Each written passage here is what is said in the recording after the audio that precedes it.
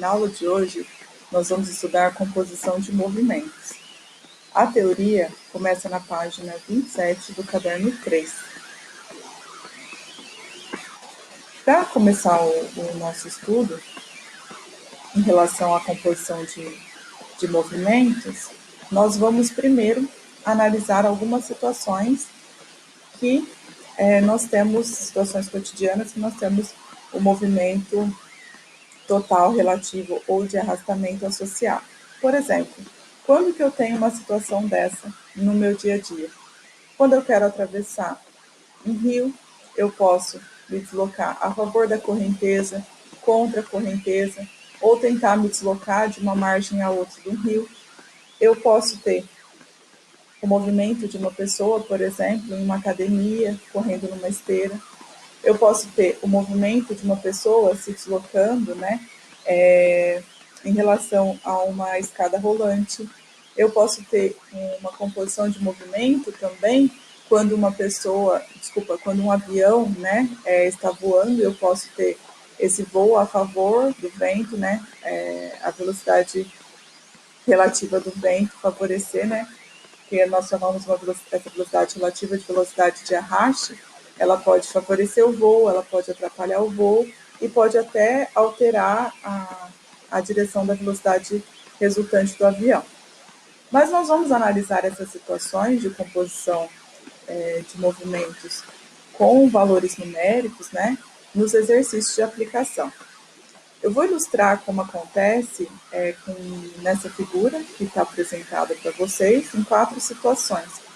Quando eu tenho um barquinho, e uma velocidade de arraste que está associado com a velocidade da correnteza. Então, o que eu posso ter?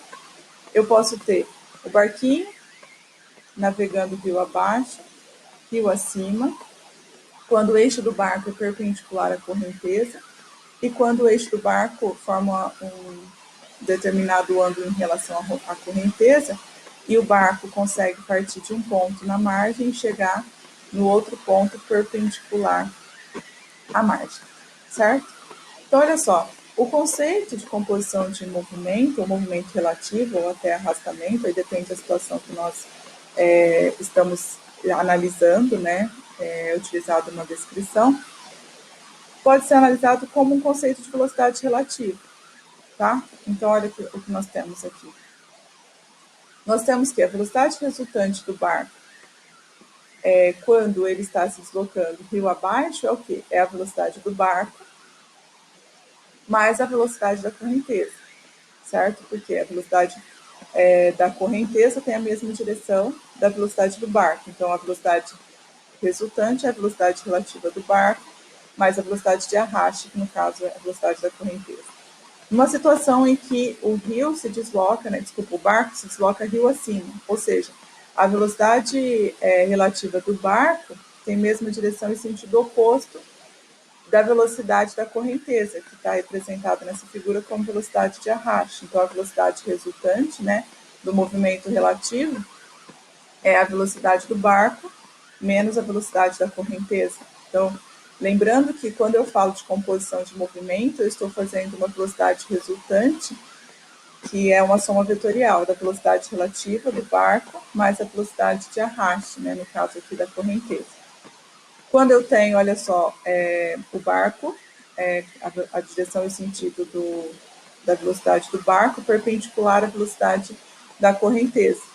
Então, a velocidade resultante, ela é diagonal, ela é oblíqua, tem a direção oblíqua e o barco não vai conseguir chegar num ponto exatamente na direção perpendicular da velocidade relativa dele. Ele vai chegar num ponto um pouco mais abaixo. E quando eu tenho a velocidade resultante na direção perpendicular às margens, a velocidade relativa do barco ela tem que ser oblíqua, ela tem que ser na diagonal, Então, eu tenho que navegar numa direção oblíqua para poder conseguir chegar na extremidade oposta. Mas, como eu disse, nós vamos analisar cada situação nos exercícios e fazer a soma vetorial da velocidade e conseguir estudar o problema proposto.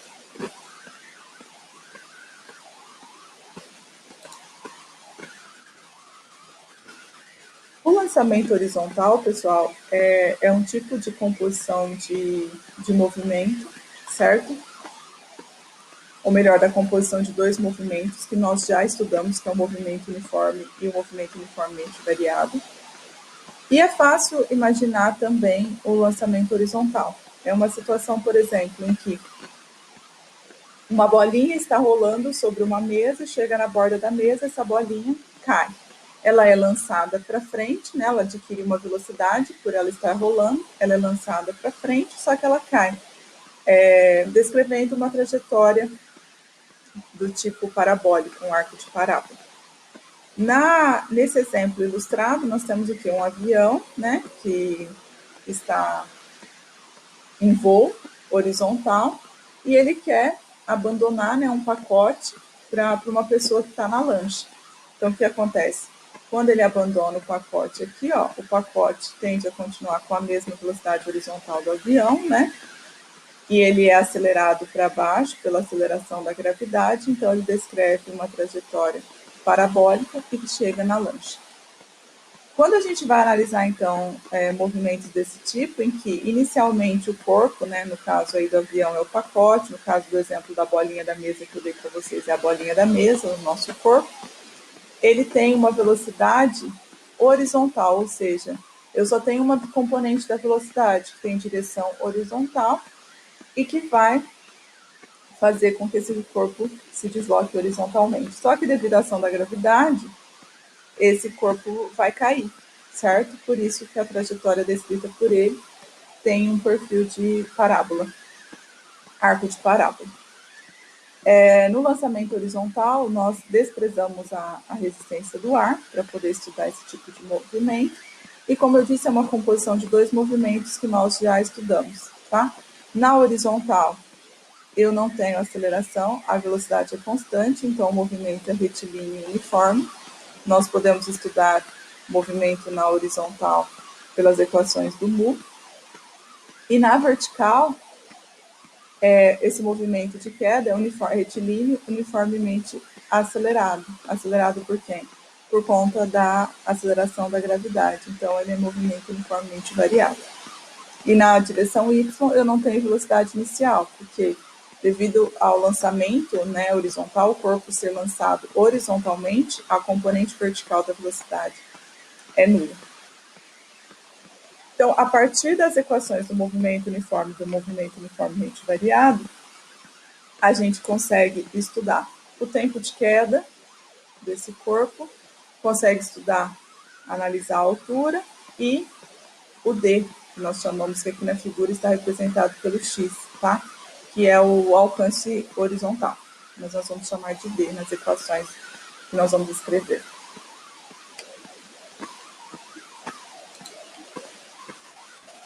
Então, olha só, quando a gente vai analisar o movimento horizontal, o que a gente tem? Então, ó, na direção X, eu tenho movimento uniforme, na direção Y, movimento uniformemente variado.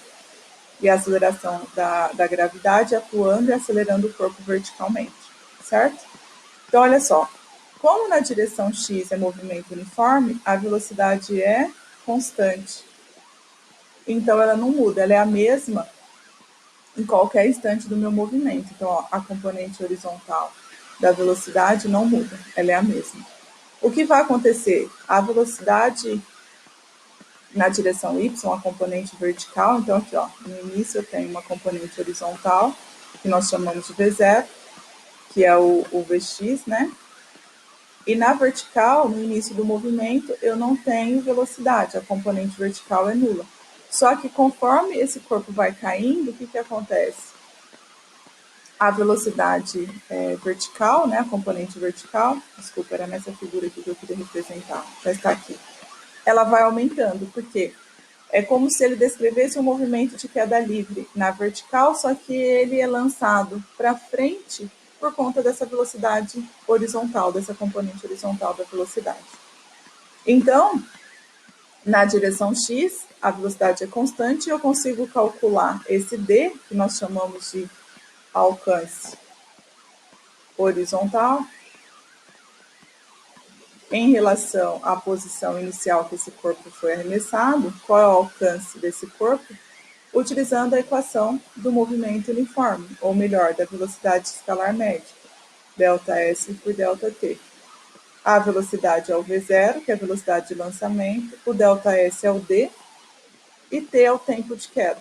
Se eu passar esse T que está dividindo e multiplicando, eu consigo calcular o alcance fazendo D é a velocidade, a componente horizontal, né, da velocidade de lançamento, vezes o tempo de queda, o tempo de voo. Também pode ser. Também há alguns exercícios chama esse tempo de queda de tempo de voo, certo? E na direção Y, eu posso analisar o movimento de queda utilizando as equações do movimento uniformemente variado, em que a aceleração é igual à aceleração da gravidade.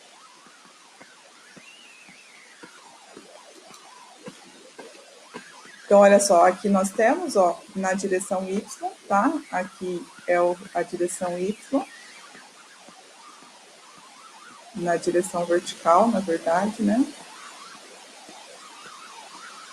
E aqui, na horizontal.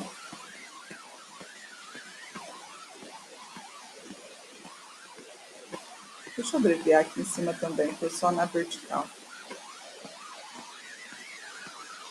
Só um minutinho. Então, olha só. Na vertical, a altura de queda, certo? Como a componente é y é igual a zero no início, né? Eu posso escrever que a altura é gt ao quadrado sobre 2. Então, aqui é uma forma reescrita do tempo de queda, utilizando essa equação que nós já conhecemos, né, da queda livre. E na horizontal é movimento uniforme. No slide anterior, o que eu escrevi para vocês? Que D é igual a V0 vezes T. O que ele fez foi isolar esse tempo de queda e substituir aqui, e chegar nessa expressão para o alcance horizontal, certo? Então, a partir da altura de queda, eu consigo determinar o tempo de queda, e a partir da velocidade inicial e do tempo de queda, eu consigo determinar o alcance horizontal. Durante toda a queda do corpo, o que acontece? Que a gente já analisou. A componente horizontal da velocidade é constante, então ela não muda, é a mesma inicial, tá? Na vertical, ele é acelerado. Então, para determinar a componente vertical, a gente usa a equação horária, né, da velocidade do movimento uniformemente variado. V é igual a V0 mais AT. Como a componente, a inicial é zero, né, eu posso escrever que Vy é igual a G vezes T. Para determinar a velocidade resultante em qualquer instante do meu movimento, né, de lançamento, a velocidade resultante é a resultante da componente horizontal com a componente vertical. Então, eu posso escrever que V é raiz quadrada, né, que é a soma de vetores perpendiculares entre si, ó. Então, a velocidade resultante, V, é a soma de Vx mais Vy. Como Vx e Vy são perpendiculares entre si, eu posso escrever que V ao quadrado é Vx ao quadrado mais Vy ao quadrado. Então, o módulo da velocidade em qualquer instante, né, da velocidade resultante, é a componente x ao quadrado mais a y ao quadrado, certo? A componente x eu sei que é igual à velocidade inicial, então eu posso escrever que v quadrado é v0 ao quadrado mais vy ao quadrado. Tirando esse quadrado, eu posso escrever dessa forma, e aqui eu posso trocar o vx por v0, que é a minha velocidade inicial. Lembrando que, como o lançamento é horizontal, a velocidade na direção, a componente horizontal, né, a velocidade na direção horizontal não se altera durante todo o movimento de queda do corpo. Visto isso, nós podemos resolver os exercícios de aplicação dos módulos 16 e 17. Vamos começar pelos exercícios do módulo 16. O primeiro exercício está na página 328. Ele diz assim: em grandes aeroportos e shoppings, existem esteiras móveis horizontais para facilitar o deslocamento das pessoas. Considere uma esteira com 48 metros de comprimento e velocidade de 1 metro por segundo. Então, ó, eu tenho esteiras móveis horizontais. Então, eu tenho aqui uma esteira, certo? E ela tem uma velocidade. Ela gira aqui, né? Eu vou chamar de velocidade da esteira. D. V, o que ele falou? Vale 1 metro por segundo. Uma pessoa ingressa na esteira e segue caminhando sobre ela com velocidade constante, olha só, no mesmo sentido do movimento da esteira. Então, uma pessoa sobe aqui na esteira e caminha, então a velocidade da pessoa, na mesma direção e no mesmo sentido do movimento da esteira. A pessoa atinge a outra extremidade da esteira em 30 segundos. Então, olha só, a pessoa percorre um ΔS de 48 metros, no intervalo de tempo de 30 segundos, após ter ingressado na esteira. Então, a pessoa atinge a outra extremidade 30 segundos após ter ingressado na esteira. Então, a esteira está girando e a pessoa está caminhando. Então, eu tenho uma velocidade resultante. Quem que é essa velocidade resultante? É a velocidade da pessoa mais a velocidade da esteira. Soma vetorial. Como os dois vetores têm a mesma direção e o mesmo sentido, a velocidade resultante, o módulo, vou tirar aqui o vetor, porque agora eu estou trabalhando com o módulo, é a velocidade da pessoa mais a velocidade da esteira. Soma de vetores com mesma direção e mesmo sentido. Velocidade resultante é a velocidade da pessoa, que eu não sei, mais 1 metro por segundo, que é a velocidade da esteira. Aí ele pergunta, com que velocidade a pessoa caminha sobre a esteira? Então, ele quer saber quanto vale a velocidade da pessoa. Quando ele disse para a gente que a pessoa percorre 48 metros e 30 segundos, ele deu informações para a gente calcular a velocidade resultante, aplicando a equação da velocidade escalar média. 48 dividido por 30, eu vou obter que a velocidade resultante é o de 1,6 metros por segundo. Se eu substituir aqui, ó, 1,6 é a velocidade da pessoa, mais 1. Se eu passar 1 para o outro lado, a velocidade da pessoa é de 0,6 metros por segundo. Alternativa E. Então, olha só, pessoal. Composição de movimentos nada mais é do que uma velocidade resultante, tá, da soma vetorial das velocidades. Então, eu tenho que fazer uma análise vetorial das velocidades de acordo com a descrição do problema e analisar o que ele está pedindo, qual a velocidade resultante, tá? Da soma vetorial. Muitas vezes ele usa o termo velocidade relativa porque ele fala velocidade relativa da, por exemplo, da pessoa em relação à esteira, da esteira em relação ao solo, da pessoa em relação ao solo. Mas a análise é a mesma, é de soma vetorial, tá? Uma velocidade resultante devido à soma vetorial, porque a pessoa, quando ela subiu na esteira, ela vai se deslocar com uma velocidade, que é a velocidade dela, que ela está caminhando, mais a velocidade da esteira, porque ela está caminhando na mesma direção e no mesmo sentido.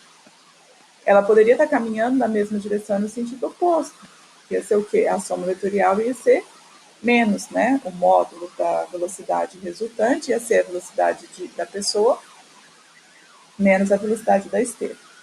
Tá? Então, eu tenho que analisar qual é a situação descrita e a velocidade resultante é a soma vetorial das velocidades envolvidas no problema.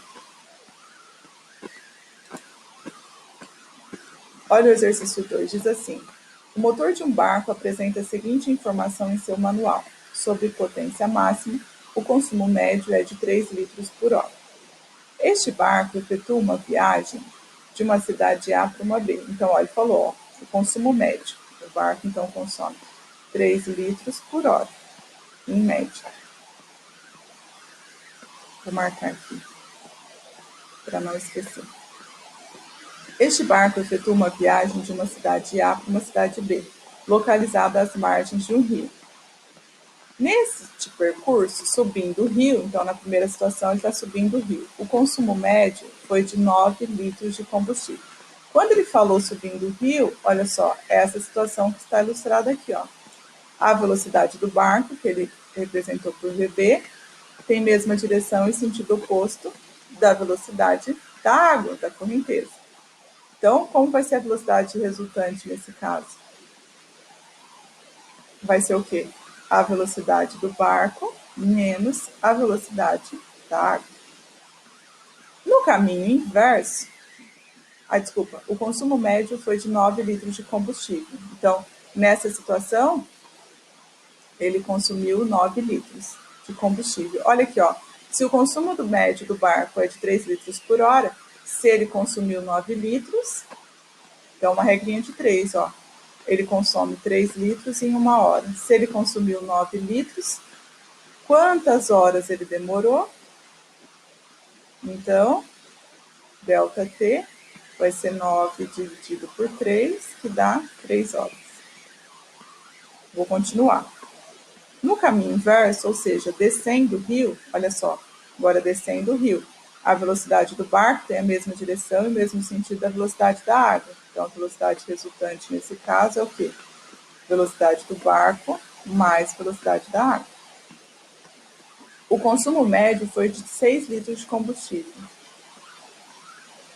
Então, novamente, ó, se o consumo médio é de 3 litros por hora, 3 litros para uma hora, 6 litros, quanto tempo ele demorou para fazer esse percurso? Regrinha de 3, né? Eu descobri que ele demorou 6 sobre 3, 2 horas. Então, ó, ele demorou 3 horas subindo o rio e 2 horas descendo o rio. Só coletei informações do enunciado e fiz análise dos vetores. Ó, mesma direção e sentidos opostos, subtrai. Mesma direção e mesmo sentido, soma. Então, o módulo da resultante subindo o rio e o módulo da velocidade resultante do barco descendo o rio.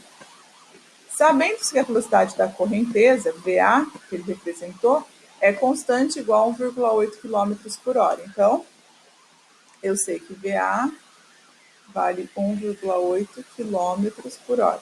Só substituir. Então, velocidade resultante, VB menos 1,8, e aqui, descendo o rio, VB mais 1,8. Determine a velocidade própria do barco, que ele quer o VB, certo? Ele quer o VB. O que eu sei, pessoal? A distância entre as duas cidades, ó, ele falou, ele vai efetuar a viagem da cidade A para a cidade B. Então, a distância entre as cidades, como o percurso é o mesmo, uma hora ele vai de uma cidade para outra, depois ele volta para outra cidade. A distância é a mesma. Então, a distância que ele vai percorrer descendo o rio é a mesma que ele vai percorrer subindo o rio. Então, o que eu posso escrever? Que essa velocidade resultante é o quê? É a velocidade média, distância por tempo, que ele demorou subindo o rio, e aqui, distância por tempo, que ele demorou descendo o rio. VB menos 1,8 e aqui VB mais 1,8. Eu sei esse tempo que ele demorou subindo o rio, vou substituir, ó, foi 3 horas. ΔS sobre 3, VB menos 1,8. Aqui, ó, ΔS sobre 2, VB mais 1,8. Vou apagar esse cálculo do tempo para a gente ganhar espaço, tá? E terminar os cálculos. Então, eu já substituí o tempo que ele demorou subindo o rio, descendo o rio. Eu sei que ele foi de uma cidade a outra, depois ele voltou, então a distância foi a mesma. O que eu posso fazer? Eu posso isolar o ΔS e substituir para determinar a velocidade do barco. Então, dessa primeira equação, o que eu posso escrever aqui? Ó? Que ΔS é 3 vezes, 3 estava dividindo, eu passo multiplicando. VB menos, vou apertadinho para melhorar aqui.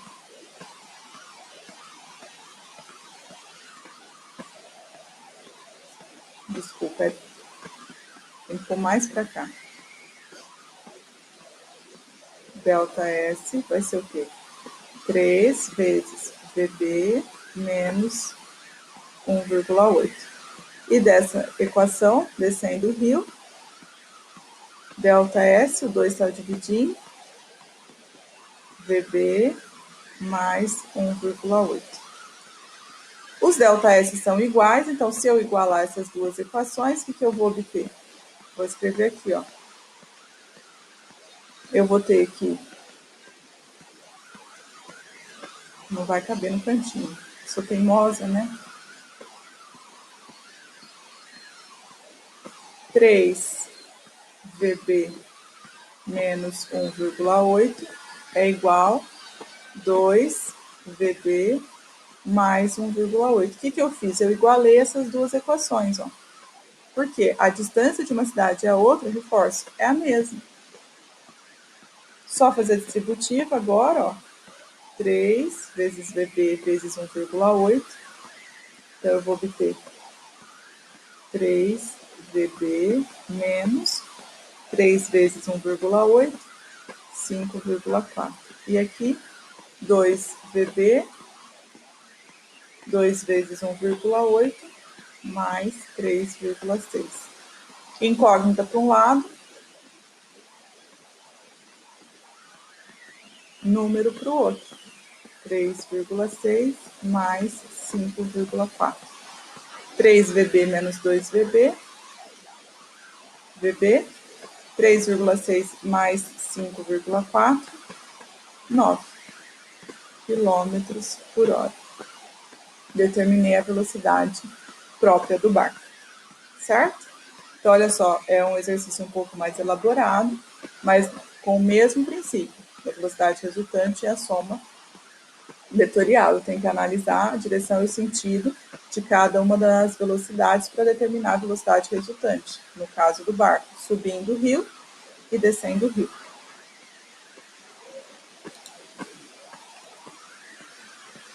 E o exercício 3. Dentro de um automóvel em movimento retilíneo uniforme, numa estrada horizontal, o estudante olha pela janela lateral e observa a chuva caindo, fazendo um ângulo θ com a direção vertical. Então, ó, eu tenho a direção vertical, vamos representar o que ele está dizendo. E ele vê a chuva caindo aqui, ó, fazendo um ângulo θ com essa direção vertical. Com o seno de θ, então deu os valores do seno de θ 0,8, cosseno de θ 0,6. Caso necessário, nós vamos utilizar. Para uma pessoa parada na estrada, a chuva cai verticalmente. Então, olha só, essa velocidade que ele descreveu para a gente, da chuva, né? É o quê? É uma velocidade, ó, resultante. Que é o quê? Então, vamos lá, o que ele está querendo dizer aqui, ó. Para uma pessoa parada na estrada, a chuva cai verticalmente com velocidade constante de módulo V. Então, a velocidade da chuva aqui, ó, é V. Se o velocímetro do automóvel marca 80 km por hora, então, olha só, o carro, eu tenho a velocidade do automóvel para cá, que vale, vamos anotar, velocidade do automóvel, 80 km por hora. Pode-se concluir que o valor de V, então ele quer o valor de V, que é a velocidade da chuva, certo? É igual a... Então, vamos analisar o que está acontecendo. Ó. Tem uma pessoa dentro do automóvel observando a chuva cair. O automóvel está se deslocando na direção horizontal e para a esquerda, que eu representei aqui, e a chuva está caindo na vertical. Tá? Esse V aqui, ó, é a velocidade da chuva para uma pessoa na calçada. Como a pessoa que está dentro do automóvel observa a chuva caindo, ela observa o quê? Uma velocidade resultante na direção oblíqua, que é a resultante da velocidade do automóvel mais a velocidade da chuva que está caindo lá fora, formando um ângulo θ. Então, o que eu posso escrever? Vamos lembrar. Velocidade são perpendiculares entre si, né? A velocidade do automóvel é da chuva. Então, eu posso escrever que a velocidade resultante ao quadrado é a velocidade da chuva ao quadrado mais a velocidade do automóvel ao quadrado. Teorema de Pitágoras. Só que eu não tenho a velocidade resultante. Então, o que eu vou ter que fazer? Eu vou ter que analisar esse problema em termos das componentes. Por quê? Eu tenho a velocidade resultante. A velocidade da chuva é a componente, está associada com a componente vertical da velocidade. E a velocidade do automóvel com a componente horizontal. O que a gente sabe? Vou colocar a caneta. Na vertical, a componente vertical é o V, que é o quê? É a resultante vezes o cosseno de θ. Na horizontal, o que eu tenho? Eu tenho VA, que é a velocidade do automóvel, que é a resultante vezes o seno de θ.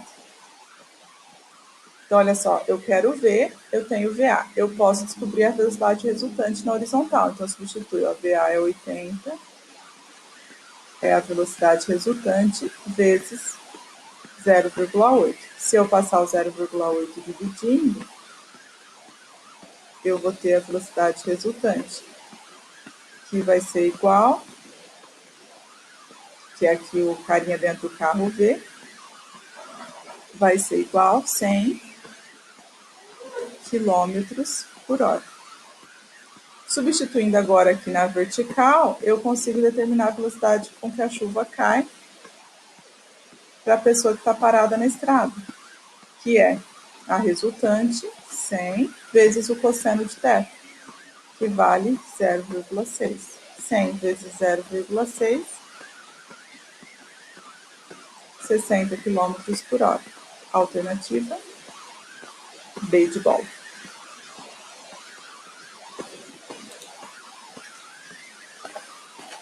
Módulo 17, que é exercício de aplicação de lançamento horizontal. Primeiro diz assim, ó. Uma bola rola sobre uma bancada horizontal e é abandonada com velocidade inicial V0, caindo até o chão, certo? Então, se eu fosse olhar a minha mesa, ó, perfil lateral, eu teria os pés da mesa, a bancada, né? Desculpa, não é uma mesa, é uma bancada. Aqui, né, os pés da bancada, a bolinha tá rolando, rolando, quando ela chega aqui, ó, o que acontece? Ela é lançada horizontalmente e cai. Cai de uma determinada altura e tem um alcance horizontal D. E o tempo de queda. As figuras representam a visão de cima, tá? Então, quando ele olha de cima, aqui, ó, ele vê a figura 1. E a visão de frente, quando ele olha de frente, aqui, ó, ele vê essa figura que está escrita visão de frente. Essa que eu desenhei é um perfil lateral, tá? Então, as figuras representam a visão de cima e a visão de frente desse movimento, mostrando a bola em instantes diferentes durante sua queda, até o momento em que ela toca o solo. Então, com a visão de cima, o que eu tenho? Ó, visão de cima. O que a pessoa consegue ver aqui, ó? Essa distância aqui, ó, é o alcance. Quando a pessoa olha lateralmente, o que ela consegue ver? Essa medida aqui é a altura de queda. Olha o que ele diz. Desprezando a resistência do ar e considerando as informações da figura, o módulo de V0. Então, ele quer saber qual é a velocidade com que a bolinha abandonou a bancada, né? Então, vamos lá. A velocidade, pessoal, ela aparece na equação do alcance, certo? Então, o alcance eu tenho 2,4, né, da primeira figura, visão de cima. Eu quero a velocidade, só que eu preciso do tempo de queda. Qual a equação que eu utilizo para determinar o tempo de queda? A equação da altura. Então, olha só, a altura 1,25, que eu consegui analisar pela visão de frente, né? Eu tenho essa medida. Gravidade 10, que ele mandou considerar, T ao quadrado sobre 2. Simplifico 10 com 2. 1,25 é 5t². Passo 5 dividindo. 1,25 dividido por 5 vai dar 0,25. Então, t² é 0,25. T é igual a 0,5 segundos. Se eu substituir aqui, então, que é o tempo de queda, V0 vezes 0,5, substituir o tempo de queda na equação do alcance, passo dividindo,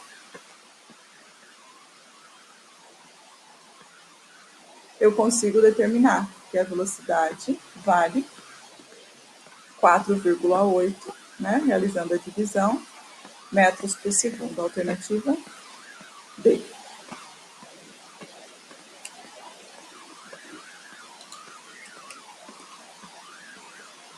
2. João observa duas esferas idênticas lançadas horizontalmente por duas crianças, 1 e 2, de uma mesma altura h. Interceptam-se antes de tocarem o chão. Então, ó, a criança 1 está aqui, uma esfera, ela lançou, né? E a criança 2 está aqui, lançou horizontalmente. Elas se interceptam nessa posição antes de cair, certo? Então, essa daqui fez essa trajetória, né? Com perfil parabólico, elas se chocam, depois elas caem. Como mostra a figura seguinte. Considerando que a resistência do ar é desprezível, João conclui sobre esse evento, então, considerando que é lançamento horizontal, né? A criança 1 arremessou a esfera um pouco antes da criança 2? Não, se a criança 1 tivesse arremessado a esfera antes da criança 2, vamos associar, ó. Se ela arremessar antes, significa o quê? No instante de tempo, ela vai dar mais tempo voando a esfera, né? A esfera da criança 1 estaria mais abaixo e elas não conseguiriam se interceptar, tá? Então a bola da criança 1 estaria mais acima, da 2, desculpa, estaria mais acima e da 1 estaria mais abaixo, elas não teriam se interceptado. Então a primeira alternativa aqui, né, é falsa. Primeira afirmativa, desculpa. 2. A criança 2 imprimiu menor velocidade na esfera do que a criança 1? Sim, por que eu consigo analisar isso? Ó, porque a velocidade está associada com o alcance horizontal. Quando eu vou analisar o alcance horizontal, ó, é nítido que o alcance horizontal da criança 1 é maior do que da 2. Então, o que a gente sabe? Que o alcance horizontal é V0, né, velocidade inicial, vezes o tempo. Como o alcance horizontal é maior, a velocidade que a criança 2 imprimiu é menor do que a velocidade que a criança 1 imprimiu. V1 aqui, ó, é maior do que V2, certo? Então, essa é verdadeira. 3. A aceleração da esfera da criança 1 é menor do que da esfera da criança 2 ao longo da trajetória? Não, a aceleração é o quê? Constante. Quem que é a aceleração no movimento de queda? É a aceleração da gravidade, e ela é constante igual para os dois, certo? Então, a 3 é falsa. A alternativa que expressa as conclusões corretas de João é 2 correta, B.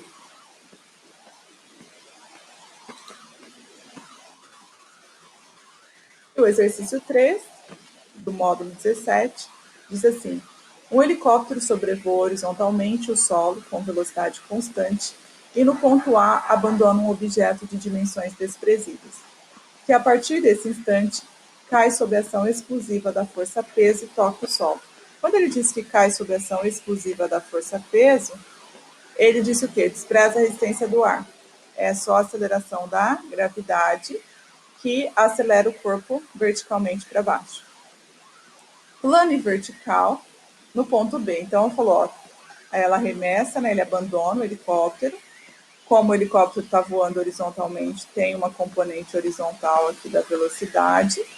E do ponto em que abandonou, ela vai interceptar o solo, né, em relação ao ponto inicial no ponto B. Então, tem um alcance aqui, ó, horizontal.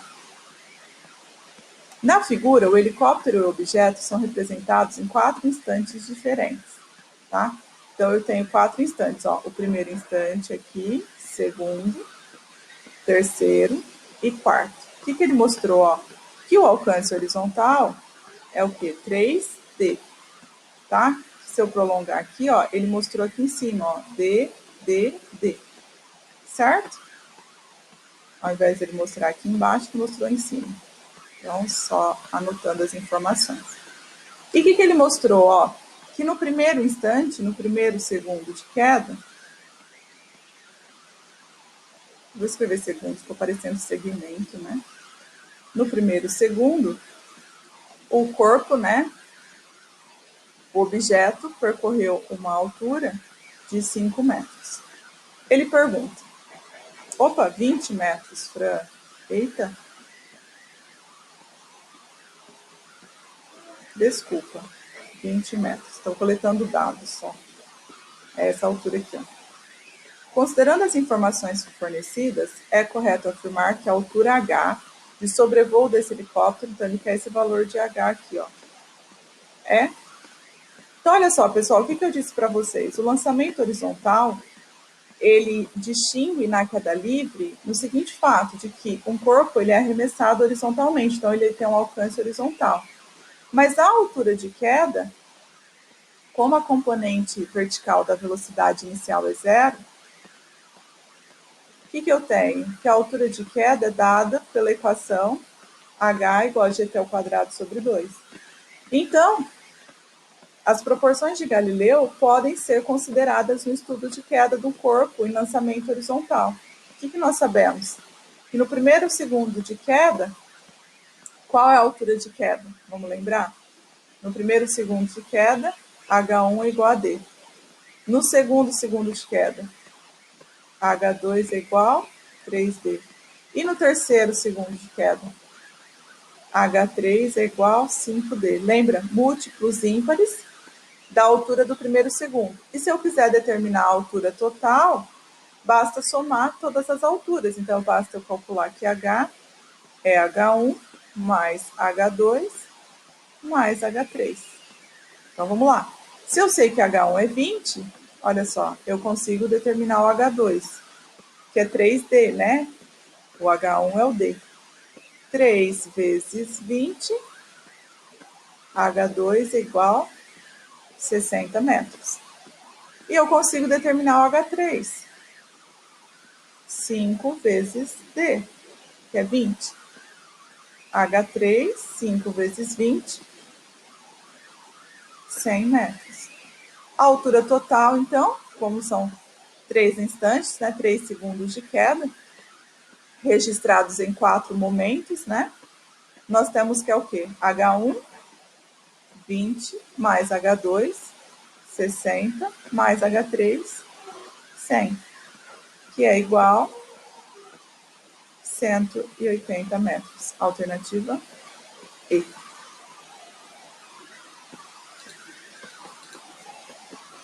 Bom, pessoal, obrigada pela atenção. Qualquer dúvida, ou melhor, todas as dúvidas, né? Nós vamos esclarecer na nossa aula ao vivo. Até daqui a pouco.